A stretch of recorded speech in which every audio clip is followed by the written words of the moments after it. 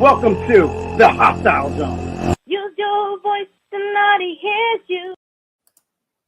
Welcome to the Hostile Zone. You're with the infamous and dangerous and always in your face, calling a spade, pulling back that curtain on government waste, fraud, abuse, and police misconduct. Welcome to the Hostile Zone. I am your humble correspondent and host, Eric Andrew Cinotti, Eric A. Cinotti, Big A, Eric Cinotti. Miss Bianca is not here today. Again, still working on her new tracks. Good luck to her, but she has contributed songs for the evening. So welcome again to the show. If you are watching on the ticker, if you're watching on your TV screen, on your cable network, and if you don't have the show, call your cable provider and demand it. Or go on Roku or the Fire app or the Apple app. The shows are available there as well. If you're watching on the ticker is all the contact. If you are listening on iHeartRadio or one of the thousands of channels that we're on, AM and FM, etc., then you can reach us at eric.cinotti@bbstalkradio.com, eric.cinotti@bbstalkradio.com, or the Hostile Zone at bbstalkradio.com, the Hostile Zone at bbstalkradio.com, and always you can get me at eric@ericandrewcinotti.com. Welcome to the show, folks. Again, I say thank you, because without you folks, this show is not on. We're not getting sponsors. We're not here. And yet it's been a year and we are now on 7 days a week. Multiple channels. I mean, in the thousands. I don't even know. I think we picked up another country as I received an email. We were 54 countries, but I believe we had 55. I don't want to say it yet, but I'm pretty sure because I saw the email. But it's because of you folks. So your humble correspondent, I thank you for paying homage to my show and taking 1 hour out of your time.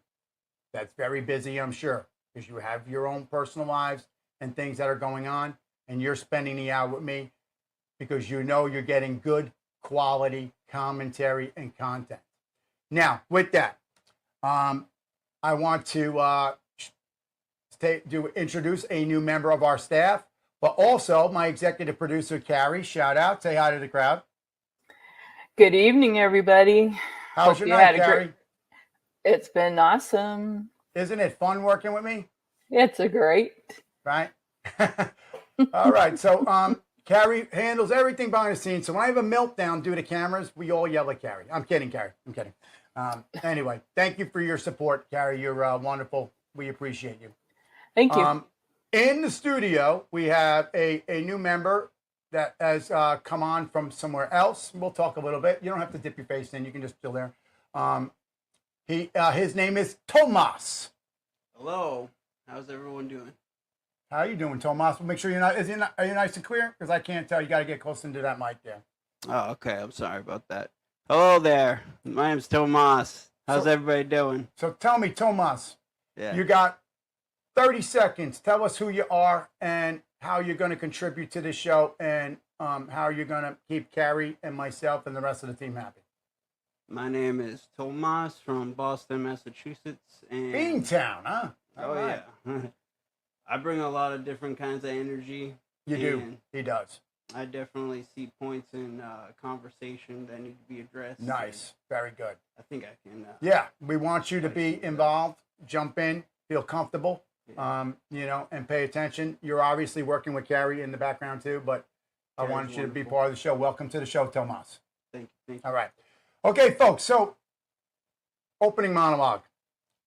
Welcome back to another exciting episode of the Hostile Zone, where I bring you stories from the front lines, from the far lines, from behind the lines, or the lines that you don't even know exist. Yes, the lines you don't even know exist. That's what we do on this show. We pull back that curtain and show you what's going on. And then we let you make a decision, because it's your government, your tax dollars. They work for you, so you make the decision. On this show, I don't tell you what my opinion is, unless I have a really serious opinion about it. But I lay out the facts, give you what the information is. I try my best to cite. Now that we have Tomas in studio, and Angelo is not good at this stuff, you'll be fact checking me as I go on some statistics, etc. Tomas. All right, so this week, it's a big week. The IC, the intelligence community, foiled a potentially devastating terrorist attack on American soil, folks. Now, let me just reiterate that. It's in my notes, but I'm going to repeat this so we get this very clear and everybody understands. There's no reason for alarm here, but this is something that we should be thinking about, especially if you listen to other shows and we're talking about the porous border on the south part of the United States. People are coming in and out of our country. So these are food for thought. The intelligence community was this close. We were almost at, and if you're watching, I'm holding like a little quarter inch in my fingers, that close to a terror attack on United States soil. And that is, firstly, hands down, thank you to the IC, the intelligence community. Thank you, CIA. Thank you, NSA. Thank you, DIA, and other affiliated and non-affiliated agencies, and etc. Thank everybody in that. I understand FBI had a play in this as well, but the real players in this particular case were the intelligence community, mainly those other agencies I named. If you watched last week, we've been following up on that. And if you notice, I mentioned when they were talking about the Chinese spy a couple days ago, I found it very interesting that the cyber crimes counterintelligence unit was involved in that raid, involved in that case in New York State. But that now, with this new information here and this story that we're covering today, that kind of now explains the whole bigger process. The FBI often gets reports of domestic disruptions, and this is really, honestly, having experience in these areas, there is a daily report and it is continuing updates during the day based on what you do inside of the IC, the intelligence community, and that includes military intelligence, and civilian, etc. So everybody's compartmentalized. So not everybody knows what the other person's doing. However, everybody does get I'm not going to name what the document's called, but it's documents that are given out based on your classification of security clearance, and that updates all of the threats. So that they do get all kinds of nonsense on a daily basis.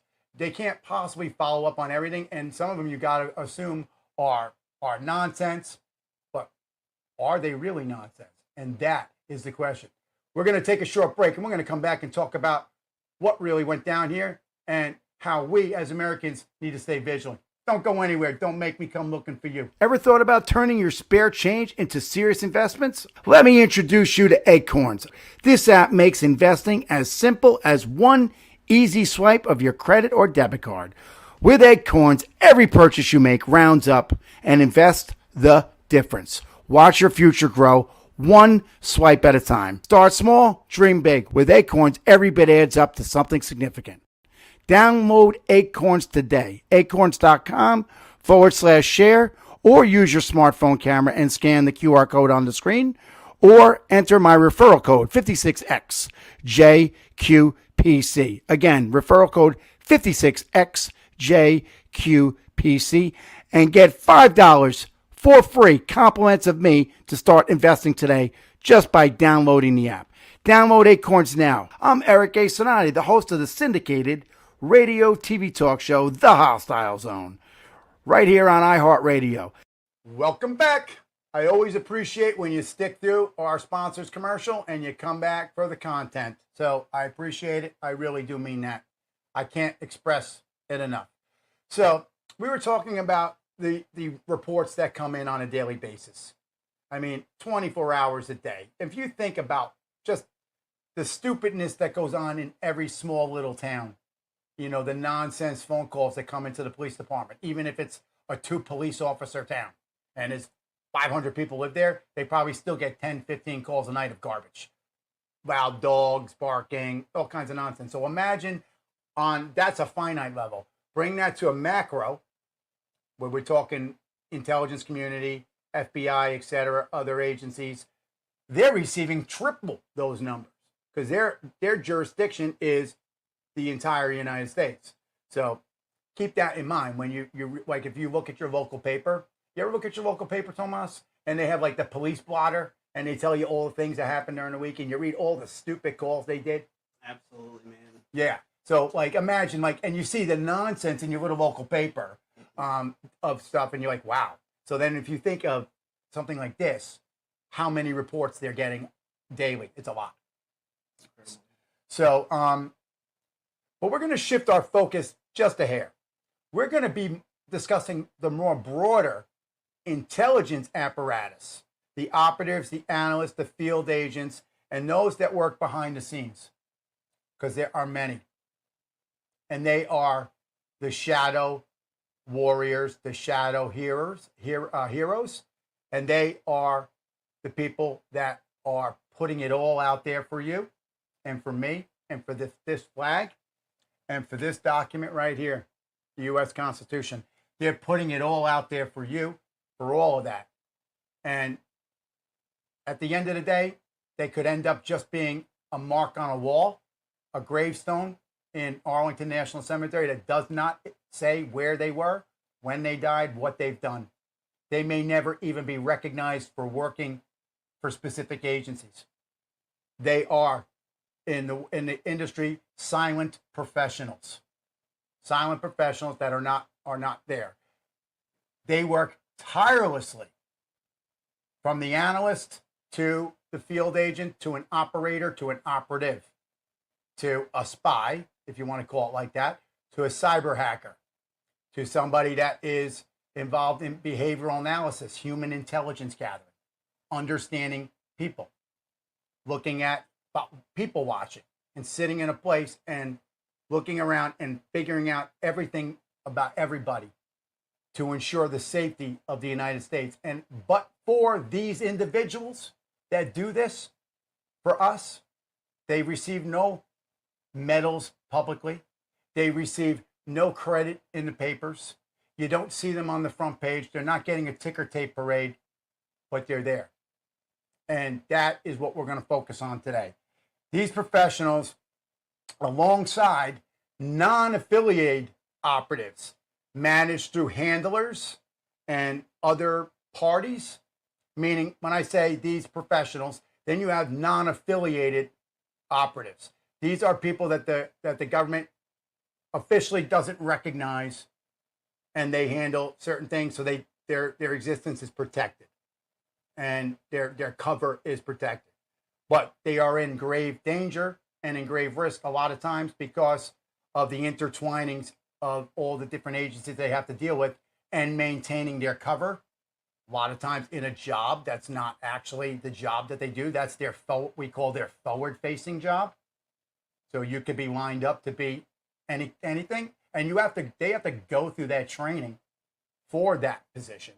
So if they're going to become a I don't know, let's say I can think of in a job, a flight attendant, let's say, or anything, just any stupid job. And then not that it's a stupid job, but I just mean a job. They have to learn that job and be there doing that job, but that's not really their job. Their job is gathering intelligence and providing information through their handler to get back to the United States, wherever they are, to keep us safe. And clearly this system works because we have not had a 9/11 like this. And they try again and again and again, and got very close, but it didn't happen. So we have to be careful because we cannot take a hand back. It's not a time to step back. It's the time to be ever vigilant, and no procrastination. You must be always prepared for anything. And this is just in life, be prepared with, food, water, etc. Anything could happen. Look at how many times AT&T has gone down. How many times has 911 gone down? How many times has TV gone out? How many times has cell phone company? I mean, a lot of this has happened in a very short period of time. Now, one can speculate, and again, we're just speculating here. One can speculate that those might be tests to see how the American people respond, meaning the actual citizens, the populace. How do we respond as in citizens? John Q. Public, I guess you could say. How does John Q. Public respond to not having 911 for the day, or not having cell phone access, or no TV, or no water, no power, whatever it might be? Because all of these things have been happening in separate spots, and even happened in Boston, Tomas. They lost 911 and whatever. So this is happening in different, and if you look at all of the cities, folks, where this is happening, these are major locations. And what do we look for? What does a terrorist look for? Our infrastructure. Our infrastructure is our national power grid, our fresh water supply, our filtration, our communications, our telecommunications, our landline communications, old school phone lines, old school DSL lines that run underneath the ocean that provide connecting internet from country to country. They all come in through various points of entry. I know one spot, the main lines come into New Jersey, and they go into a location where then they can, figure out what internet is going where. So our infrastructure is key. So tonight, we're going to step inside and take you inside what it might be like to be inside of an operation. So with that, the relevant, famous quote of the day: the function of intelligence is not only to provide security, but to provide democracy. The function of intelligence is not only to provide security, but to protect democracy. Kind of a double-edged sword. That was Leon Panetta, intelligence director. Interestingly enough, that's kind of a double-edged sword, because this quote really opens up a lot of thought for me. Intelligence is, yes, security. When you have good intel, information for John Q. Public, when you have good information, if you're in college and you're studying for an exam, you've prepared, you know what the material is on the exam. When you show up to school, whether they do the exam, the pop quiz on Monday, Wednesday, Thursday, Friday, either way, if you have read the information and are up to date with the information that your professor or teacher provided you, then you should be prepared for that pop quiz at any time during the week. You shouldn't be cramming the last minute. That's what this quote says to me. I want to break it down a little bit. So, yes, it provides security. Yes, you need to have that information, that intel, to provide actionable information, intelligence to the on-the-ground operators and analysts and other people, handlers, case agents, etc. But the second half of his quote, but to protect democracy, that is where I call you to ponder, and I ask you folks out there what your thoughts are. Basically, intelligence is providing democracy. This is some of the same intelligence where Edward Snowden mentioned and discussed the former program PRISM, which was a highly classified program, but has now been released. And intelligence was literally grab data, all kinds of snatch and grab. Now, in a country like ours, we have this beautiful document I'm going to hold here again. There's one on the wall behind me. There's one in the book right here. We have the Constitution. The Fourth Amendment of the United States Constitution says you have the right to be protected from unlawful search and seizure of your persons, papers, property, and things. Papers and property and things include your cell phones and all of your data and your electronics today. So even though they wrote papers back in the day, papers now would be your cell phone data. So I'm not having anything negative against Leon Panetta. I'm not trying to do an on-air argument with Mr. Panetta. I'm just merely stating that sometimes too much intelligence affects democracy. That's the Cinotti quote. Sometimes too much intelligence can affect democracy. Because when the people are afraid of those who are looking for intelligence, do you truly have a democracy? Ponder that thought. We're going to take commercial. Hey, it's Eric A. Cinotti, host of 2 syndicated talk shows on iHeartRadio. When I need a sharp look, I head to Quick Cuts. Susan, the owner, always nails it perfect every time. Mention Eric sent you, she'll give you a special deal.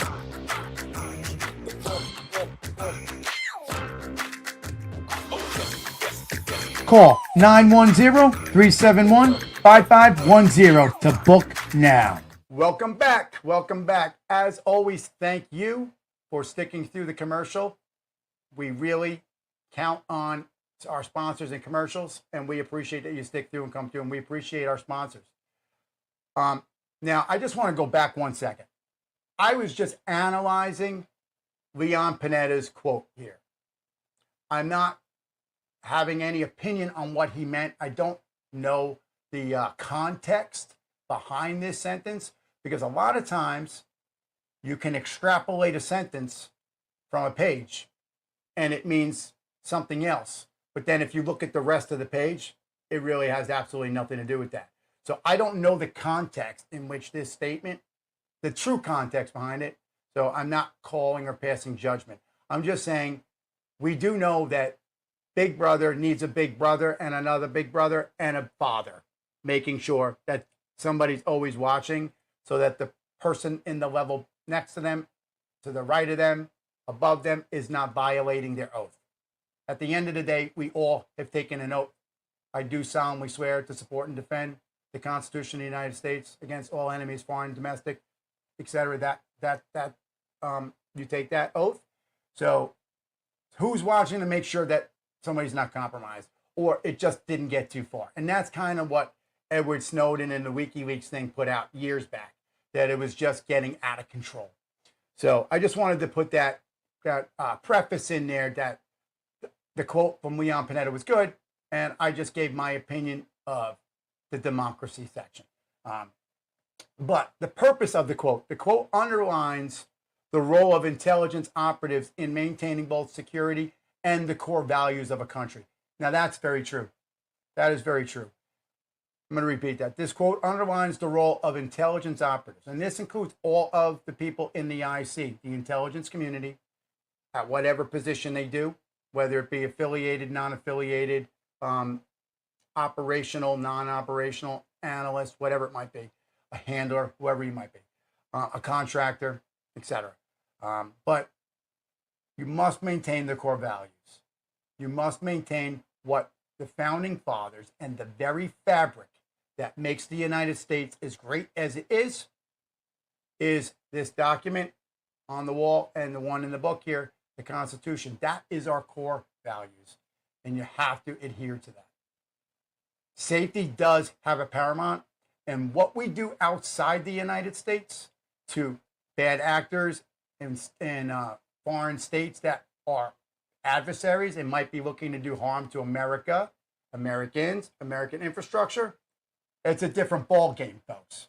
The Constitution does not apply in Russia. It does not apply in China. It doesn't apply in Tehran. It doesn't apply in those places. So these people can do what they need to do, and our core values are still okay as long as they're not doing this inside of the confines of our nation to an American citizen. That's where the mix-up gets kind of hazy, because at what point are you now looking at too much information, and some of that you're actually spying on Americans? Then you would need a warrant, which they've created a secret court for that. And we'll discuss that secret court in a few minutes. The secret court that most of you probably don't know exists, and the ones that do will say, oh, there he is, I know about it.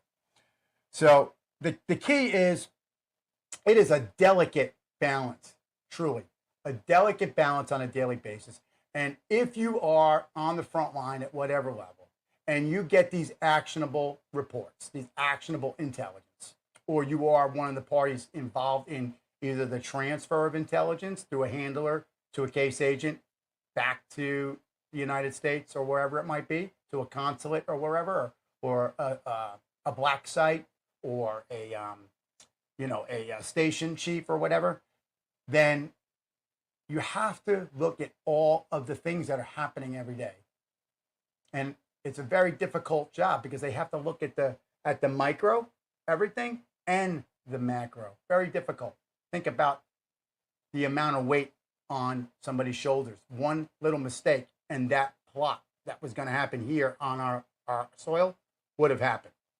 So that's good. Bravo Zulu to the intelligence community. Job well done. I salute you. So, talking points.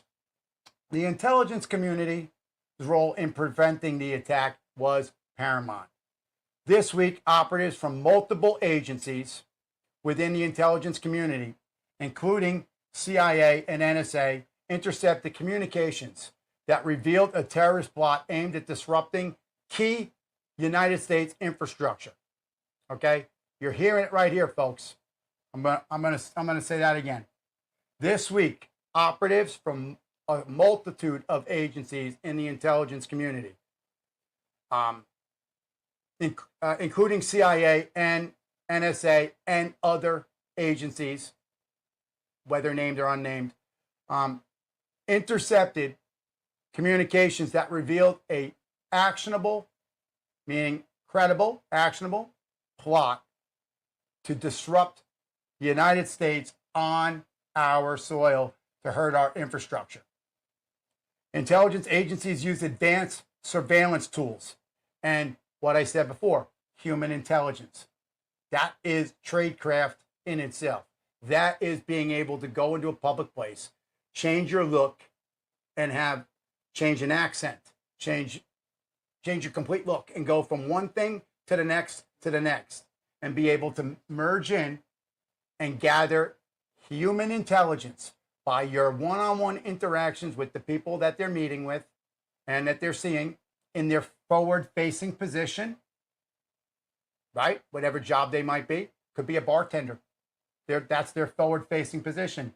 But they're bartending at a place that a lot of people who are anti-American hang out, right? So, yes, they have to know how to make drinks. So they have to be a bartender because that would not help them in their position of uncovering intelligence to keep you and I safe.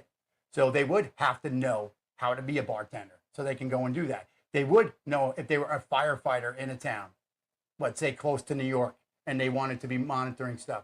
Their forward-facing position, they would have to go to the fire academy and be hired as a firefighter. And that would be their forward-facing job. But their real underlying position is providing actionable human intelligence. And you will see they'll bounce from position to position and position, etc. So human intelligence is key because you're talking about sitting in a place with people of various cultures and languages and all kinds of stuff, and being able to get into that crowd, make friends, and be there good enough, and then actually understand what it is you're seeing. And if it's a new culture, if you're doing this if you're going to London or whatever, it's not going to be too different for the United States. But if you went and you were operating in, let's say, Pakistan, Karachi, something like that, Islamabad, those are key names if you remember those. Kenya, the Horn of Africa, these places, even in like Turkey and other places. I mean, wherever anybody might be. I'm not specifically saying anybody's anywhere. I'm just saying those are cultures extremely different from what we know here in the United States. So the operative that's going to be providing human intelligence needs to fit into that that community. They need to be like the melting pot. They need to assimilate to that community and become one with that community. Build trust. they have to do their forward-facing job. And they actually have to know the job. If anybody saw the Hollywood movie Argo, did you see the movie Argo, Tomas? Argo, that We was got to read it, Mike. Hard. I believe I've seen that. It was like middle school. Argo was the movie where it was real. It was CIA operation to get the hostages out of Iran, and they Hollywood created a fake movie, and they went over there and they created, everybody had a forward-facing job, a producer, a host, on-air talent, all these positions, and they had IDs, phone numbers, business cards, the whole works. And they all were working there shooting the show, but they really were rescuing American hostages from Iran. Watch the movie Argo, folks. If you did not see one, that's a true CIA operation. It occurred in 1979, right? And the hostages were released right when Reagan took the oath, actually, when Ronald Reagan took the oath of presidency. But they used Hollywood. There was an office set up in Hollywood that a phone rang and somebody was there to answer it 24 hours a day to validate that these people, they had to go through with passports that were made, obviously not real, or maybe made from that other countries. There's a lot. Watch the movie. You'll learn a lot from that movie. So, yes, there's a lot of drama and extra added to it to make it fun. But think about what it was like for those operatives to do that mission during that time.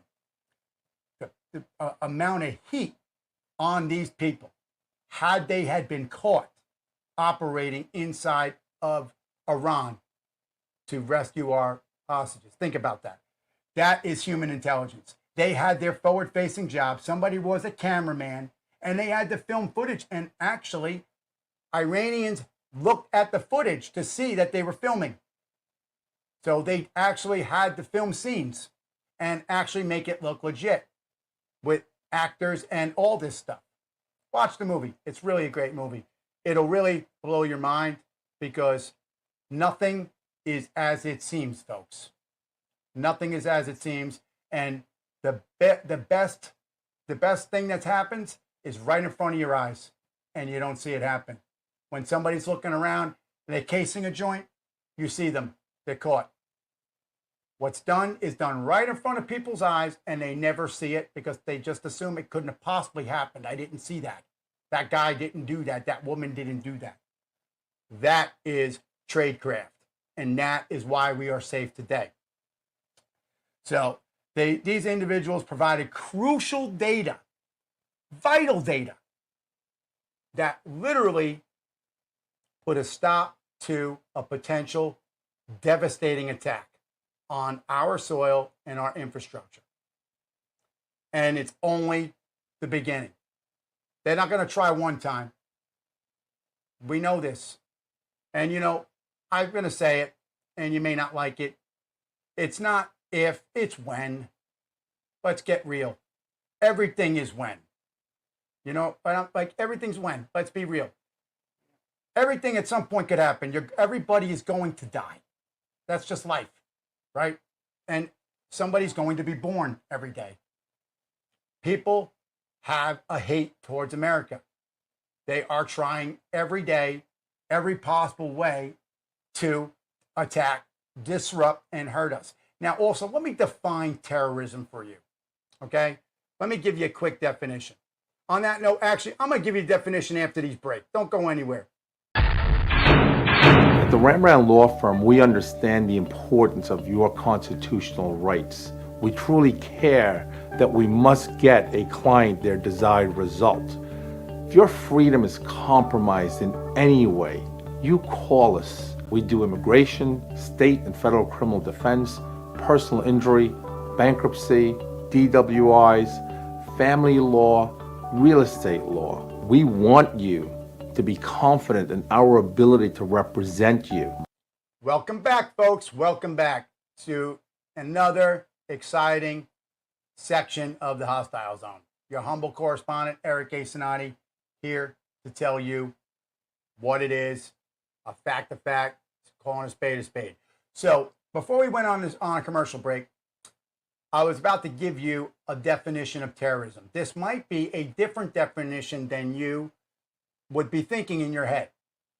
This might not be what you're going to see it as, but I want you to see what and hear, if you're listening on iHeart in your car, wherever, I want you to think about this. I want you to marinate and internalize what I'm going to say, okay? Because this is crucial, crucial. The act of terrorism is not just let's kill Americans and let's destroy the infrastructure. Let's knock out satellite communications. Let's knock out telecommunications, 911. Yeah, that is a part of it. When they blow something up, yes, that's part of it. People die. That's inevitable. But the real hit, it's kind of like it's a double puncher. Okay, the first punch is the actual detonation of whatever it is they're going to do, and now it could be cyber, shutting down our infrastructure. They don't even need to blow anything up. But the first part of terrorism is an act with malice intent to do something against a nation, a group, or whatever. The second part of that, folks, is what I want you to encompass your ears and hear this. It's not the act of what they've done that is the true terror. It is the terror in the hearts and minds of our children, the hearts and minds of our citizens, the hearts and minds of those that are our allies around the world, our people here. That is the terror. When a child goes to bed afraid, think about anybody that grew up for 9/11. I was a 9/11 responder. Changed my life forever, forever. No turning back from that day. How about somebody that was younger and was in school? There is nobody out there that cannot tell me. Can you tell me right now, Tomas, where were you on 9/11? You got to lean into the... I was in gym class. We were sitting... Describe the scene. How detailed can you give to the scene? I want to prove a point. We were drinking from the bubbler, I remember, and I was going into the auditorium. We were going to start our laps for jogging, athletics, and the teacher came over and stopped us from starting gym class, essentially. So that's very detailed. Now, can you name any other day in high school that detailed, that you actually know like what you were doing specifically and what you're about to do? Not really. No, not like that. Yeah. So that means it's etched in your brain for life. That's terror. So think about children that have nightmares over that. Soldiers and operatives that have post-traumatic stress disorder, which I don't like to call it disorder, post-traumatic stress syndrome, because it's not a disorder. They weren't broken. They were broken by somebody, but for their actions, you weren't broken. They broke for you. Remember that. Okay? So I'm glad that we went with that section there, because that is the real terror part. When they took down our towers on 9/11, thousands of people were killed. And several people afterwards are having health conditions. Responders and people that were there have health conditions that have to be dealt with, that are still dying from all kinds of cancers and disease and stuff that was, toxic fumes they breathed in. But the point is that thousands of people died on that day. So that was a terrible incident. Hands down, devastating incident. Should have never happened. A catastrophic failure of our intelligence community, of all the agencies. Catastrophic failure. Lack of communication. That could be a whole episode another day on why that actually happened. If you actually have time and you want to read thousands and thousands of pages, you should read the 9/11 report. I did. It's not worth it. It really, if you want to go to sleep and you don't have any sleeping pills, Tomas, get yourself a copy of the 9/11 Commission report and just start reading. Once you get to paragraph 2, you're sleeping. You don't need a Xanax or an Ambien. You're good to go.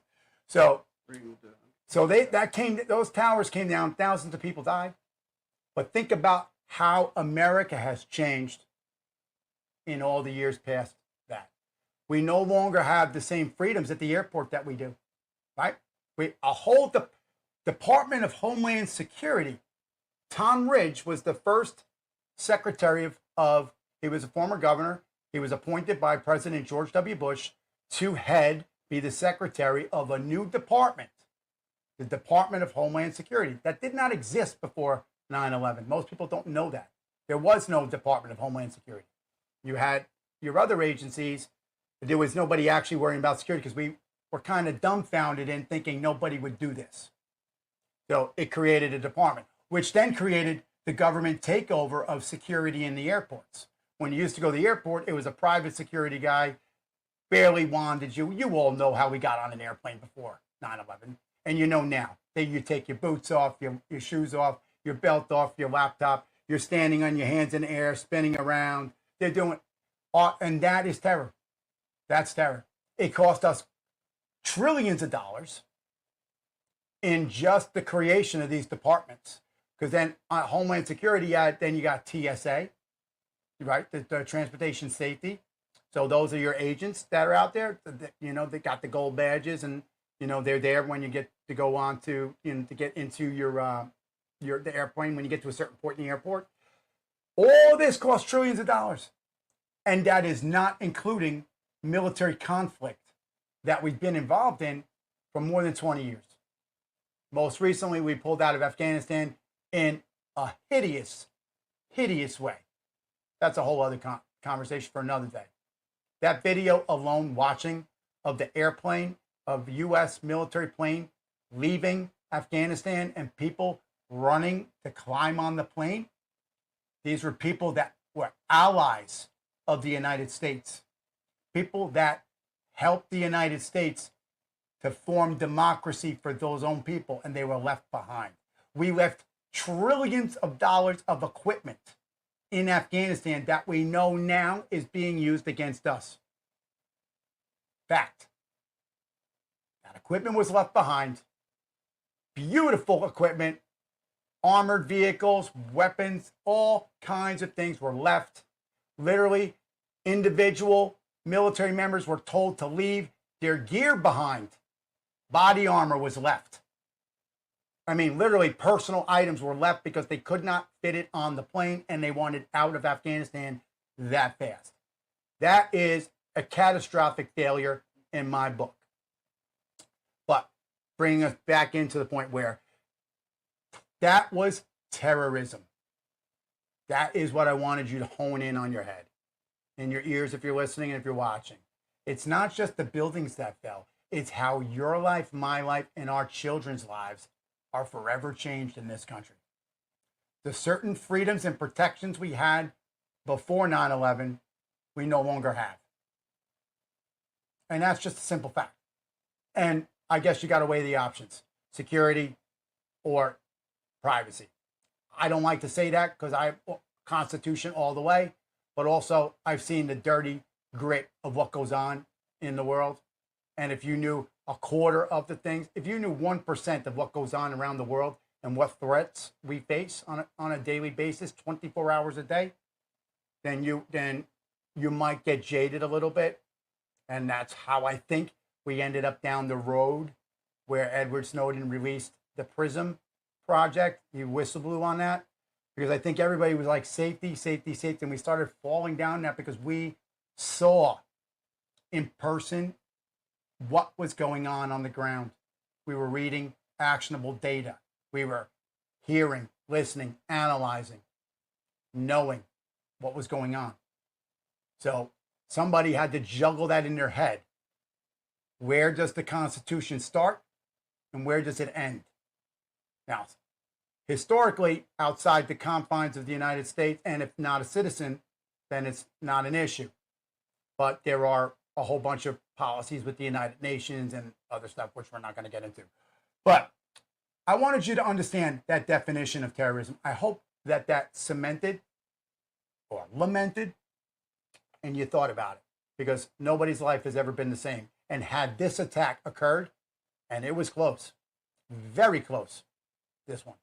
And if this had occurred, our life would forever change.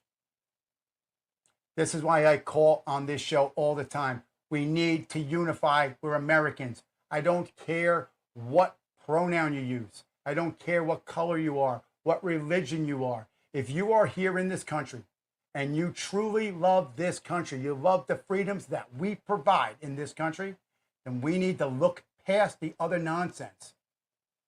This woke thing, we need to be woke about what's going on around us. We need to be woke that people are crossing the border every day of the southern border, and they're Chinese men of military age. There are other countries crossing the border of military age, not accompanied with children, or some are showing up with children and a woman that they allege to be the wife, and then 20 minutes later, they don't see them. They were fake family. This is happening daily. Pay attention, folks. You got to pay attention. So central to this operation was the role of non-affiliated operators, those who aren't directly connected to any intelligence agency, but work under the guidance of a handler while they're out there gathering, the operator, non-affiliated operators out there gathering intelligence. If you saw the movie The Recruit, that's another good movie, you'll understand what they mean by non-affiliated. These are individuals that they don't exist, but they are getting actionable data, passing it through a handler, through an analyst. It gets vetted to ensure that it's actionable and it's usable, and how credible it is. Think about how finite of a mistake could change everything. So these operators, these non-affiliated operators, if they are caught in foreign countries, will be killed, and nobody will be going to rescue them. They know that. They've taken that oath, and they've taken that position that this is the choice that they've made with their life. They know that they cannot verify a lot of stuff in their life. This is who they are, and we need to pay homage to them. They are the shadow heroes that are in the shadows daily, keeping everybody safe. They are the silent professionals. These operators infiltrated networks that the United States agents could not access directly, meaning actual case agents and other direct members of the intelligence community that are allegedly affiliated, and I'm air quoting if you're not watching. These non-affiliated, those ones were unable to penetrate networks to get this raw, actionable, credible data, intelligence to ensure safety. Those people weren't able to do it. So who had to do it? The non-affiliated people through a third-party handler and another handler, and however else it gets passed along the way. Check out any of the movies that are out there. You can see Hollywood beefs up stories, but at the end of the day, they get the stories from somewhere. So they were moving swiftly, and they were able to get this data. How they pulled it off, no one will know, or no one will say, but the tools and techniques that are used are some pretty basic things. I'm going to say it's signals intelligence, and we call that, we'll just call it signals intelligence and human intelligence. That is pivotal. Signals intelligence is intercepting communications, phone calls, emails, WhatsApp, Telegram, right? What's the Signal? The other ones out there. You're a fool if you're actually using them and thinking that you're actually end-to-end encrypted. Wake up. Also, the NSA was using digital information, which it comes from another intelligence agency that provides actual intelligence via satellite data, satellite intelligence. So you're talking about a lot of agencies involved in here, and a lot of people, and they were able to do this quickly, silently, professionally, with precision, and they won't get a thank you. I thank you. This operation highlights the ongoing debate around tools like Section 702 of the Foreign Intelligence Surveillance Act. That is the FISA court that I mentioned before. That's the secret court. That's the only court that an American does not have access to see. You can't go up to that courthouse and type in and try to look something up and request documents. You're going to get nothing.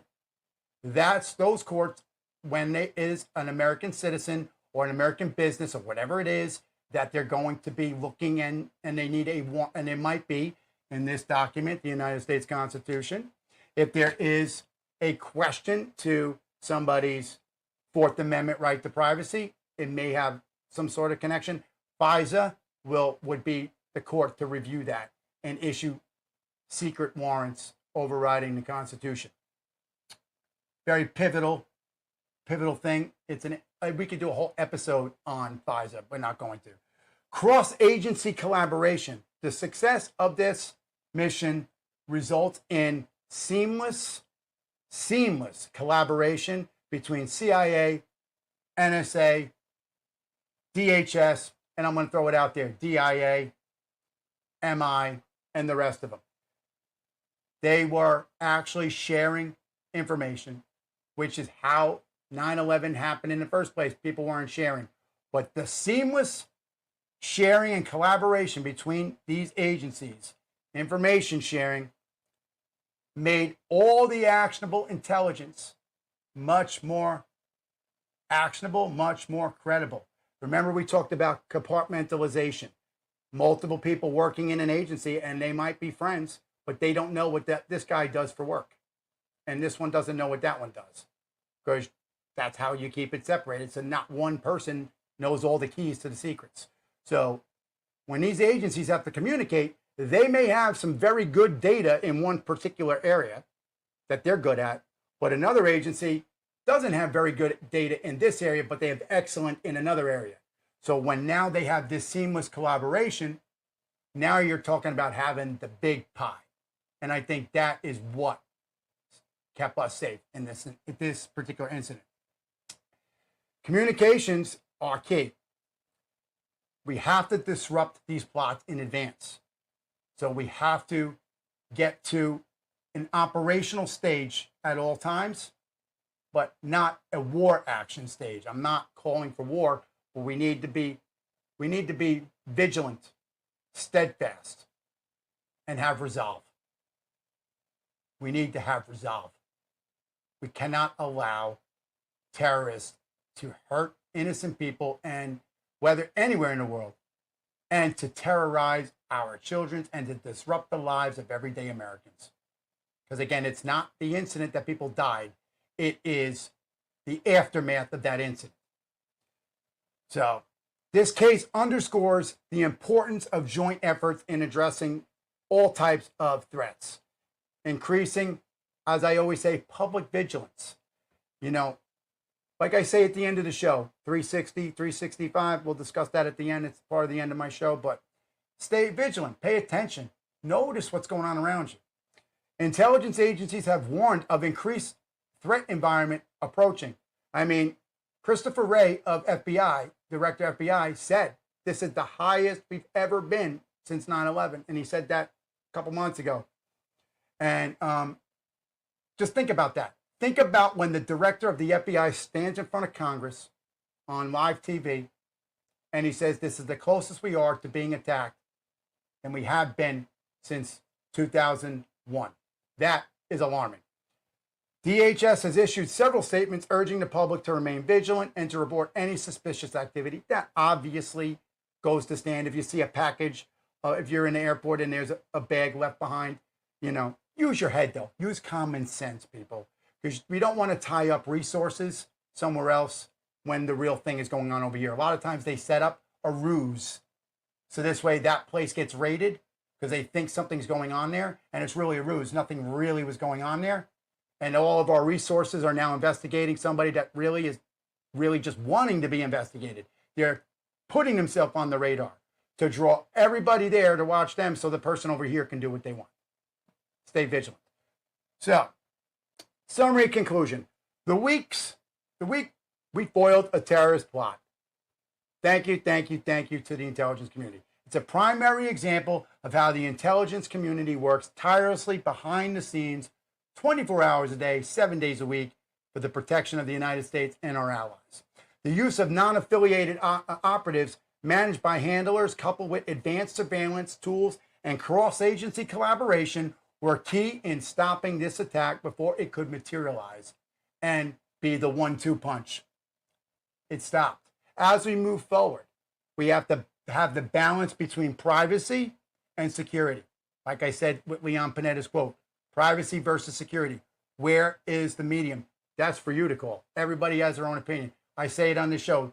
Government does not belong in anybody's bedroom. That's my opinion. They need to stay out of your homes and out of your bedrooms. So, with that said, we have dedicated professionals in the intelligence community, and they remain steadfast, and we all tip our hat to you. Cinotti's call to action. Remember, 360, 365. 180 degrees forward, paying attention. 180 degrees behind you, paying attention. Your head is on a swivel. That's 360, 180, 180, 360. And it's times 365 days a year. Your head must be on a swivel. You must be vigilant and be paying attention and conscious to your surroundings 365 days a year, because danger doesn't take a day off. It's there. The terrorists aren't on vacation, or if you're English, on holiday. They're not doing that. They're working every day to get us, to get you. So we need to be just as vigilant and more so. The intelligence community cannot do this alone. We are a unity. We are a country. Remember that. At the end of the day, you are an American. We need to remember that, especially with the election season coming up. They cannot do this alone. Stay alert, stay informed, and report any suspicious activity. Use your head with that, because you can help prevent terror attacks. I'd like to special thank Carrie, my executive producer. Thank you for your hard work on the show. Welcome to the show, Tomas. I hope you enjoyed your first show. Thank you very much. And are going to leave us with our historic closing quote. An ounce of prevention is worth a pound of cure. An ounce of prevention is worth a pound of cure. C-U-R-E, like getting fixed. Benjamin Franklin.